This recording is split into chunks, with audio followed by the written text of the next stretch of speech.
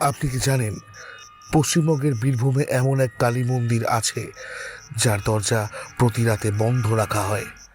আকালিপুরের গুজ্জ কালী মন্দির। কথিত আছে এই মূর্তি সাধারণ কালী মূর্তি নয়, বহু শতাব্দী আগে মগধের রাজা জরাসন্ধ গোপনে এই দেবীর পুজো করতেন। পরে মহারাজ নন্দকুমার স্বপ্নাদেশ পেয়ে গঙ্গার বুকে হারিয়ে যাওয়া এই মূর্তি উদ্ধার করেন এবং আকালিপুরে প্রতিষ্ঠা করেন। সবচেয়ে রহস্যের বিষয় হলো, স্থানীয় বিশ্বাস অনুযায়ী কালী পুজোর অমাবস্যার রাতে মা গুজ্জ কালী নিজেই মন্দির ত্যাগ করে গ্রাম পরিভ্রমণে বেরোন।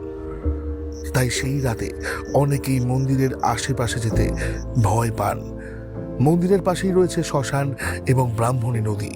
শতাব্দীর পর শতাব্দী ধরে এখানে তান্ত্রিক সাধনার অসংখ্য কাহিনী প্রচলিত। শোনা যায় এই মন্দিরের এই বলিকাঠে নাকি নরবলি দেওয়া হতো।